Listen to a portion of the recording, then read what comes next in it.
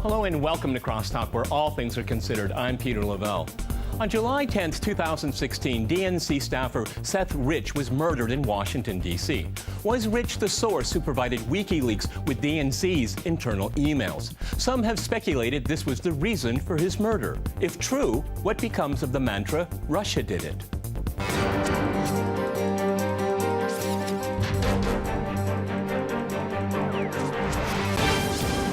Cross-talking Seth Rich. I'm joined by my guest, Hank Scheinkopf in New York. He is a Democratic political consultant as well as a Newsmax contributor. In Los Angeles, we have H.A. Goodman. He is a columnist and a journalist published in the Huffington Post, Salon, The Hill, and other publications. And here in Moscow, we have Alex Christoforou. He is the director and writer for theduran.com. All right, gentlemen, crosstalk rules in effect. That means you can jump in anytime you want, and I always appreciate it. H.A., you got up very, very early to come onto this program. That's much appreciated. In dealing with this Seth Rich story, the mainstream media has basically pushed it aside. And if you want to focus any kind of attention on it, well, let's say it what it is. You are a conspiracy theorist. You want to distract, even want to support what some people call fake news. Okay, how do you react to that, H.A., in Los Angeles? Well, number one, this is a progressive issue. This is an issue that's very important to Bernie Sanders voters. Seth Rich loved Bernie Sanders, and I love Bernie Sanders. I have a show every week with Tim Black, a very powerful progressive voice, and we have stated the following. If either of us are shot twice in the back, WikiLeaks offers a reward, tweets out numerous times information about the murder. And then an investigator talks about a D.C. police cover-up, and the fact that that evidence is lost either at the FBI or the D.C. police. And then Kim.com speaks to a legal team, offers to testify saying that he knew us, that he is willing to go ahead under oath in Congress with Special Counsel Mueller in the Russia probe in front of everybody in the world, provide evidence to find our killers. We don't want BuzzFeed or the Washington Post or CNN to prevent the investigation or to prevent discussions. That's number one. This is a progressive issue. It's not a fringe right-wing topic. Number two, the entire Russia probe is based on circumstantial evidence. When asked directly, James Clapper, Maxine Waters, Dianne Feinstein, James Comey have stated there's no direct evidence. They do not possess any direct evidence. That points directly to what Rod Wheeler, the investigator that spoke to Fox News, stated. He never stated that he specifically saw the emails that Seth Rich wrote, that the correspondence between Seth Rich and WikiLeaks. So that's number one. Number two. All right, hang on. Hang on here. I know we got a lot to cover here. We don't have a whole lot of time here. Hank, let me go to you in New York. I mean, respond to some of the things that H.A. just said there, because what I would say that he's fact-driven, and he's laid out facts, okay, that are verifiable. No one so far has talked about theories. Go ahead, Hank. Look, I believe in democracy, and I believe that in democratic practice, you air the facts and you go find them. You don't put together a string of things that might be related, that could be related, and would be related. I trust Robert Mueller to come up with facts and to make them not alternative arguments. And we're a long way from coming up with anything close to saying that this young man was murdered because he knew something about something. And the idiocy that the right-wing media has talked about, that somehow the Clintons are engaged, is complete nonsense and frankly doesn't help this at all. Okay, Alex, well, how do you respond to that? Because we know a murder was committed. We do know that this gentleman worked at the DNC. We do know that Assange over at WikiLeaks commented on this. A 27-year-old was murdered in Washington. Why would he do that? Or, to be fair to everybody and our viewers, maybe he was covering up his tracks for the real source. I don't know. Go ahead, Alex. Look, I think Assange definitely added some weight to this investigation by noting that there was a 27-year-old DNC staffer that was the source of the leaks. When Assange did that back in August, it drew the attention of a lot of people as to this whole investigation for the Seth Rich murder. Now, fast forward to today, and you had this PI, Rob Wheeler, Rod Wheeler, right? Who literally stated that there was a high official, a high source at the Democratic Party who was snooping around and asking the police as to how far he had gotten with his investigation. Now, the other day, Wheeler decided to expose who that person was, and that person was Donna Brazile. So now you have Donna Brazile in the middle of this investigation that's going on, and she's trying to figure out how far this private investigation has gotten. So you have a lot of people in the mix now that are adding weight to this Seth Rich murder. So while you do have a lot of circumstantial evidence here, the case is picking up a lot of steam, and I want to point out that it's picking up a lot of steam without any of the mainstream media focusing on the case. So it's really being driven by the internet, by alternative media, and the Google searches are showing that the Seth Rich case actually has more interest than the Comey case. So people are indeed interested to find the truth. Okay, I saw Hank in New York was dissenting, and this is the point of the program. Go ahead real quick, Hank, and then I will go to H.A. Go ahead. Go ahead. Donna Brazile probably had a comment about whether she had a drippy nose that day, and Assange probably had a comment about how nice it was outside or wasn't. What does that have to do with facts? We're talking about facts. A young man was murdered. The family has asked people to stop this craziness. He's 27 years old. How high up on the food chain could he have been at the Democratic National Committee? Are we kidding? Is this a joke? Well, I mean, it's completely irrelevant. It's not relevant. H.A., go ahead in Los Angeles. The issue is evidence that a person, a world-renowned figure named Kim.com, is willing to testify on. So what are people afraid of? What is Oliver Darcy at CNN or Dave Weigel at the Washington Post afraid of? What are these Democratic strategists afraid of? You simply have a world-renowned figure named Kim.com willing to testify under oath, spoke to a legal team. So how many conspiracy theories do you have where a person speaks to a legal team, is willing to say, yes, Seth Rich worked with me, he was a WikiLeaks source, I have the evidence, I'm willing to present it to special counsel Mueller under oath with the penalty of perjury. What is the problem with at least giving Kim.com a chance to present his evidence? The entire Russia probe is based on circumstantial evidence where when James Clapper or Dianne Feinstein is asked, do you have a check from Trump that he wrote to a Russian hacker? No one has any direct evidence. So when Kim.com states he spoke to his legal team, he's ready to present in a court of law or in Congress, what is the reluctance? Yeah. What is the paranoid, maniacal frenzy to stop this man from testifying? If indeed Seth Rich was a source, if indeed Seth Rich was a source, number one, hang on. That's not something to be ashamed of. That's something to be proud of. Gentlemen, we need equal time for everyone. Alex here, but from what I understand, Seth wasn't just some functionary at the DNC. Was he something more than that? No, he was. You know, the media has been presenting him as a staffer, but he was actually a data analyst, and he was in charge of a lot of the voter system. So this is someone that knew his way around computers. This is someone that would easily be able to understand the significance of the data that he was taking from the DNC, and he was also someone who would understand how to provide that data to WikiLeaks.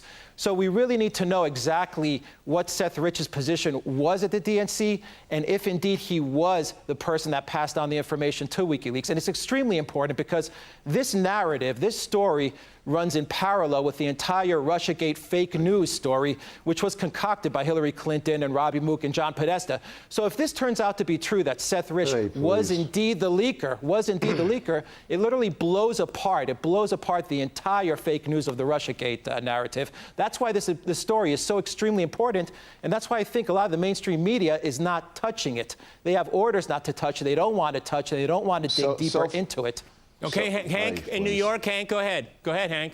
So far, there's not a case. So far, there is nothing. So far, there's an investigation. Case implies that there's a judicial proceeding that's going to occur. We don't know that. We don't know what any of this means, and I'll feel much better, and I think everybody ought to have their moment in the sun, but I'll feel much better when the FBI interviews whoever they want to interview about Seth Rich at the time that it's appropriate. This is a longer issue that's going on for some time. Is it fake news? Well, the FBI will tell us, and Mueller will tell us. That's not the question here. The question is a conspiracy theory that implicates people that, frankly, also got implicated in Ron Brown. It never happened. It never happened. Yep. Okay, but these things don't happen. H.A., nobody's on killing people.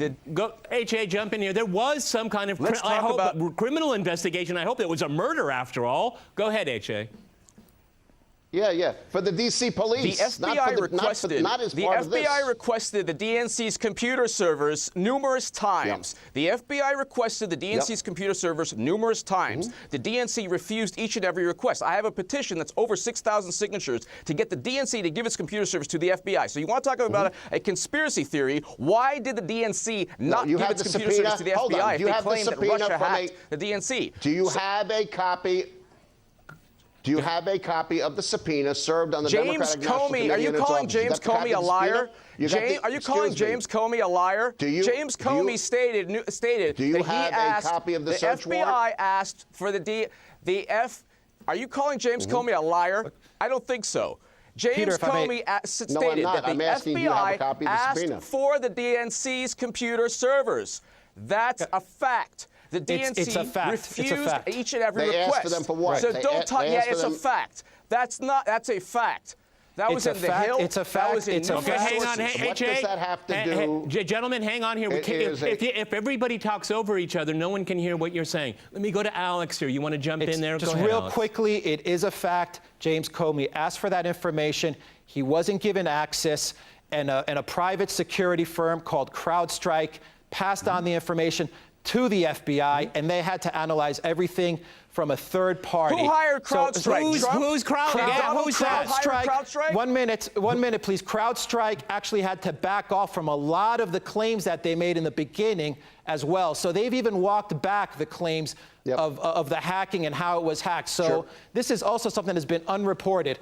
But you have the FBI basing an entire leak on third-party investigation. It's not enough. It's not enough. I don't know. I haven't seen the FBI. Have you seen copies of the FBI conclusions of its investigations? I haven't. You haven't. No one has because it hasn't no been one has. completed But yet. the point is that why was the FBI not allowed to investigate the DNC All right, servers? gentlemen, I have a hard break here. We're going to go to a short don't know break. that's a fact. And after that short break, we'll continue our discussion on Seth Rich. Stay with RT.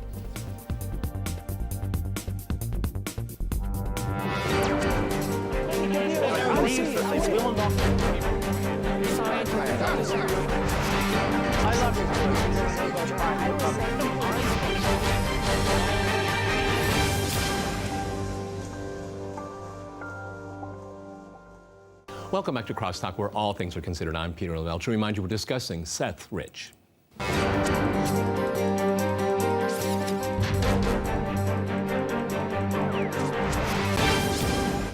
Okay, AJ, I think it's really quite obvious why the mainstream media doesn't want to touch this story. And it's clear that they don't want their current narrative, that they spend endless amounts of time, print, money, is the Russiagate story. They're still milking that. I think it's losing a little bit of its steam. They're going to move to obstruction of justice now. That's going to be their new mantra here. But they've built up this narrative here. And as far as I'm concerned, and I think it's fair to say I've been watching it probably as closely as anyone on the planet here, I still don't see any evidence whatsoever here. And the murder of Mr. Rich it takes air out of that, and it deflects from the narrative that they've been pushing day in and day out for almost 11 months now. Go ahead. Kim.com is willing to testify. He's willing to testify to provide evidence regarding Seth Rich being a WikiLeaks source. He worked with Seth Rich. He's willing to go ahead. He spoke to a legal team, his legal team. He's willing to go ahead and provide evidence.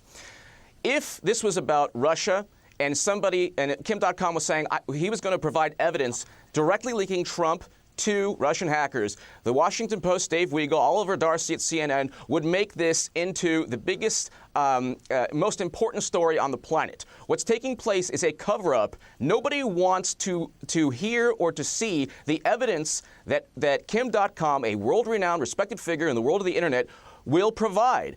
Let the man go to Congress. Let the man give the testimony and provide the evidence. No one is saying that Hillary Clinton shot Seth Rich herself. What we're saying is if Kim.com can provide that evidence, and when you look at the fact that WikiLeaks retweeted information, that Julian Assange also tweeted information regarding the murder, we're saying that simply give Kim.com a chance to go ahead, provide the evidence in a setting where he can say, here, Special Counsel Mueller, here's the evidence linking Seth Rich to WikiLeaks. Then people can go ahead and then okay, all right. Provide some kind or let me go to Hank here. Hank, because I mean, I'm not sure about the veracity of Kim.com. Okay, I make that clear right here.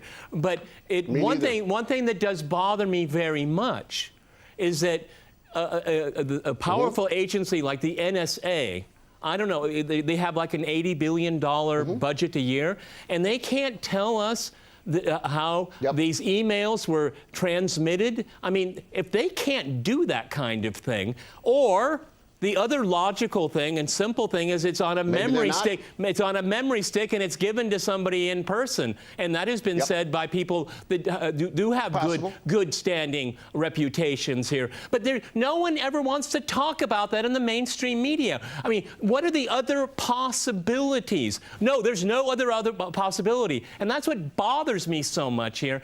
Where are the inquisitive minds? Maybe this is a whole conspiracy theory around Mr. Rich, but why don't you treat what evidence is there with a little bit of respect and discredit it instead of saying you're a nutcase and we're not going to give you airtime? Because that's exactly what's happening now in mainstream media. I'm not. Go ahead, Hank. Go ahead in New York. I appreciate you being here. I do not believe that anybody. Oh, thank you. I don't believe that anybody who feels a particular way about this case is a nut job. That's not where I'm coming from at all. I believe in facts, and I think we're a long ways away from it. My professional life has been to some extent involved in certainly political campaigns. But what we do is we counter information and disinformation, or we create disinformation or misinformation. There is a lot of misinformation right now. The idea that somehow Hillary and Bill Clinton would be involved in a conspiracy to kill a 27-year-old man, it defies, it just defies logic. No one is saying that. He may have been involved in something we don't know. No one is saying that. No, that has been said. Nobody's saying please, Fox News had it. I mean, nobody is saying that. Well, nobody is saying that. All right, gentlemen. To be fair here, somebody wrote, Christopher Steele wrote up a dossier that made no sense whatsoever, but it certainly got a lot of credence, certainly got a lot of airtime, didn't it? Okay, it's always one-sided. Okay, it's very one-sided. Look at the Harvard report that came out about 10 days ago about media coverage of Trump, and I am no big fan of the president, but the media coverage of Trump was so out of whack. It's deceitful what media is doing right now. It's so unprofessional here. Okay, you won't get an argument here. Point? Alex, jump in. You will not get an argument here about that. Okay, Alex, jump in. And I think we need to take a step back and realize that the Seth Rich narrative, the case that's going on, whatever we want to call it, really has two tracks. The first track is trying to figure out who murdered this young man. I don't think for this purpose of this show, that's as important as trying to identify if he is indeed the leaker. If they can identify that he is the person that did leak the DNC emails and the documents to WikiLeaks, I think that track is much more important right now to figure out in terms of politics and partisanship, et cetera. Because if that is the case, then it takes away the whole year of Russiagate and Putin and Trump and collusion. It totally destroys it. And then you can move on to the murder aspect and figuring out why this young man was killed, which is indeed a tragedy. But we really need to figure out if he is indeed the person that did pass on this information to WikiLeaks. It's vital, because this will prove once and for all that the entire Russiagate narrative, the stuff that the mainstream media keeps on pushing, is a complete lie. This is the important part that we need to focus on. H.A., go ahead and jump in there, because you will have no argument. Okay, go ahead. Quick reply. Go ahead. You have no argument here that the mainstream. You will have no argument here that the mainstream media has, in many cases, not been fair to Donald Trump. But this discussion of Seth Rich seems to me to be an attempt to try to take attention away from what the FBI may or may not be looking at. This young man sadly had a very bad day, and it ended with his life being taken away. I mean, but to make him a figure in a conspiracy of this kind just defies logic right now. We don't have enough evidence to prove that. He's not There's a enough figure. information about it. Go ahead. He's not a figure. Terrible. Go ahead, H.A. Nobody is stating categorically that Hillary Clinton shot Seth Rich herself. The issue is if he was a WikiLeaks source, then it's likely linked. His death is likely linked to the Democratic Party. That is not some kind of vast right-wing conspiracy theory. This is a progressive issue. Seth Rich was a Bernie Sanders supporter. He loved Bernie Sanders. He was shot twice in the back in a botched robbery. Nothing was taken. The investigator, his credibility, Rod Wheeler's credibility has been bolstered exponentially because Kim.com said essentially that Rod Wheeler was correct. Kim.com has evidence.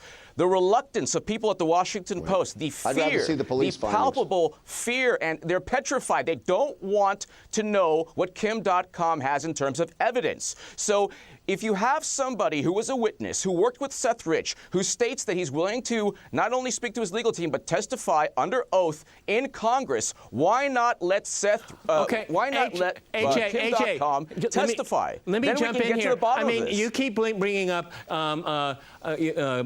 Kim.com. Okay, fine. I mean, I don't think, to all of you and our viewers here, is it that hard? I'm not the most tech-savvy guy. It shouldn't be that hard to figure out if Kim.com and Seth had contact. I mean, isn't that evidence that exists? I mean, and if it does exist, isn't it worth pursuing? Okay, I don't think they were trading pictures of, if they were in contact, I don't think they were trading pictures of puppies, okay? Alex, how do you react to that? Alex? Yes, it's worth pursuing, but even more so, we need to get back on track and say that Seth Rich was brought into this story, this unfolding story about Trump-Russia collusion because of Julian Assange. We can't forget that back in August, Julian Assange did an interview in Amsterdam, I believe, and he specifically noted that there was a 27-year-old staffer who passed on the information to WikiLeaks. And that was the connection that was made that brought the Seth Rich murder into this entire Russiagate narrative. So that is why it needs further investigation, and we need to once and for all understand, is this the man, is this the person that passed on the data to WikiLeaks? If so, then the whole FBI investigation into Trump and collusion, the Podesta emails, everything is finished. It's over. There is nothing else to investigate if it was Seth Rich who did pass on this information. It's not that simple. Hank, jump in. Jump in. It's not that simple. It's not that simple. It's not that simple. There are people who did other things, as reported in the Washington Post, the New York Times, and other outlets that, frankly, are not connected to leaking or anything else. They're connected to certain behaviors that are not legal, and among them is the Foreign Agents Registry Act. So don't confuse the two. Well, but from anonymous sources, from the one side, this case come up? From the one side, you say that you don't want to acknowledge anonymous sources of such risk. But now you have anonymous sources. There's not one source that has been fingered, not one source that has been exposed in the Trump-Russia collusion. Not one. It's all every day we get a different anonymous source. Did the people around Trump register as foreign agents, or did they not? Were they paid at a particular time? Who are these people? Did they lie to Congress? Those are facts. Those are those are facts, my brother. There's nobody in the Trump. There's nobody in the Trump-Russia probe who's willing to go. There's nobody in the Trump-Russia probe who's willing to go ahead and testify, saying that he knew, that she knew a Russian hacker, worked with a Russian hacker, got a check from Trump, and is willing to testify on that. We have somebody in the Seth Rich story. You can impeach Trump. Go ahead. There's nothing. Impeaching Trump has absolutely nothing to do with finding out what took place in Seth Rich's murder. I'm interested in protecting democratic institutions with a small d. Okay, well, I'm interested in getting to the bottom of what happened to Seth Rich. I mean, Hank, I would say, hang on here, H.A. I would say this to Hank, I would say that all of these anonymous sources and leaking, they're destroying democratic institutions because this whole Russia story is basically a myth. But we do have unmasking. These are facts. People's names have been leaked. That's fact. Well, We've had transcripts released. Fact, okay? All of these are facts, okay? Yep, and these people are destroying democratic institutions. They're destroying the electoral process here. I stick with facts, okay? I can watch the nightly newscast, and I can't believe no one can give me a fact that I can hang on because we haven't seen it for 10, 11 months.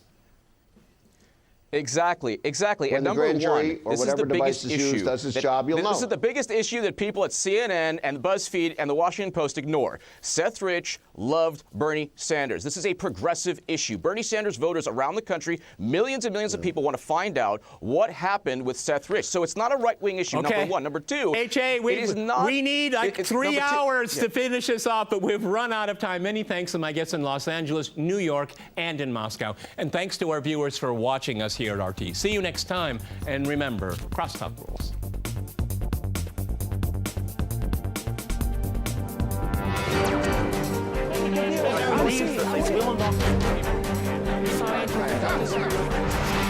I love you.